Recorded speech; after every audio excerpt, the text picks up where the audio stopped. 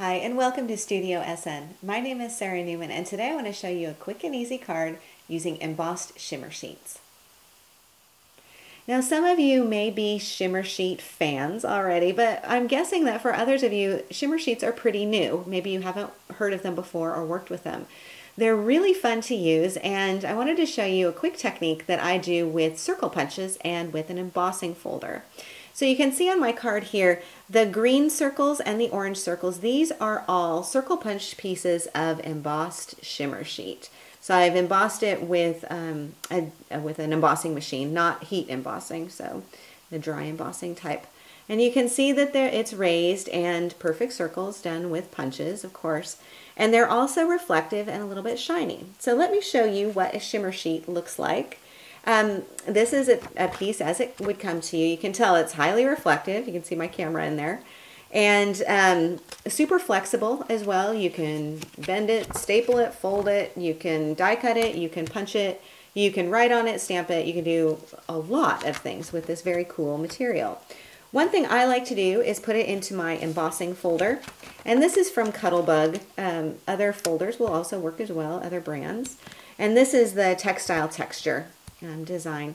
So you know the drill, you just put this into your embossing machine and run it through, and then you will get something that looks like this. Now these are obviously different colors, so bear with me on that, but you can tell when it's embossed, it will be this beautiful, textured, still really shiny, almost looks to me like metal. It's kind of hard to believe that it's plastic. So on one side you'll have the debossed area and one side you'll have the raised area here. And then what you can do is come in with your circle punches. So let me bring in my orange piece here and show you. I used two different punch sizes for this project. The smaller was the 3/4 inch circle, and then the larger, slightly larger, was 7/8 of an inch. And so for the orange, what I do is I just turn this over, and this is the 3/4 inch. And then I can position this exactly where I want it to go.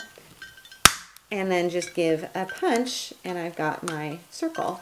Now the reason I turn it over is so that I can make sure I can see exactly where I'm punching. It helps me get the part of the design that I want the most, but it also helps me get as close to the edge as I can without cutting off parts of it. Because if you put it in this way, it's a little hard to tell, you know, where you're actually punching. So what I've done then is punched green, the 7/8, and then more of the orange in the 3/4 inch.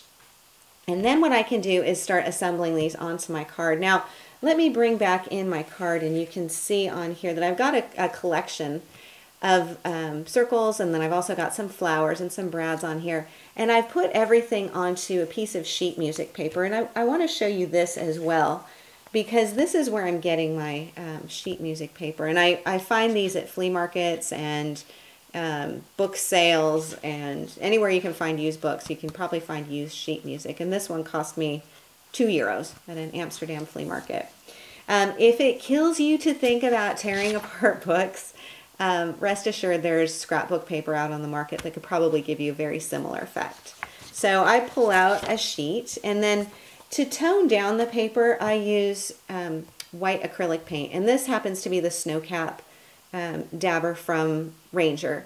And the reason I like this is because you have a dabber top.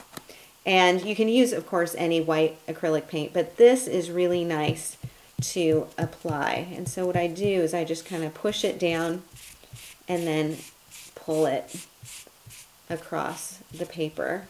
And you can see on here already the difference, how much it mutes it back and really makes it so that this is much more of a background. The black against the off-white can really be pretty high contrast, so this really just tones things down.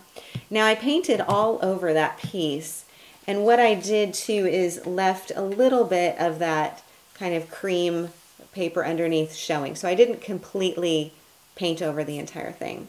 And then I matted it onto a piece of this it's kind of a mottled cardstock. You can see it's got a little bit of a pattern to it. And the reason I did that is so I could wrap a ribbon around here, secure it to the back of the paper, and not have it be so flimsy. So the cardstock really gives some stability in there. And then once I had that down, I can start playing with my circles.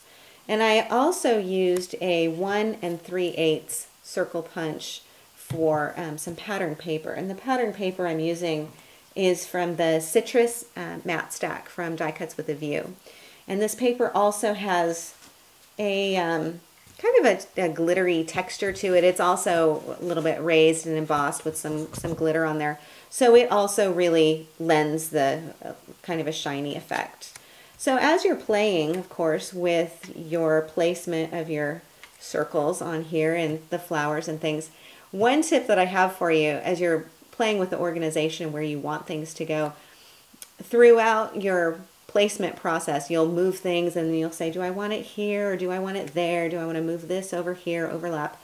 It can tend to get a little confusing. So what I usually do is take a few snapshots with a digital camera along the way. And then I can always go back and go, oh yes, this might work, or what was that arrangement that I had a couple of steps ago? So that's just a nice way to kind of remind yourself of some ways to remind yourself of how you wanted to place those things. So let me bring back in my original card again, and you can see where I did actually manage to place things. I did a lot of overlapping, which is a nice design element to keep in mind when you're grouping things together.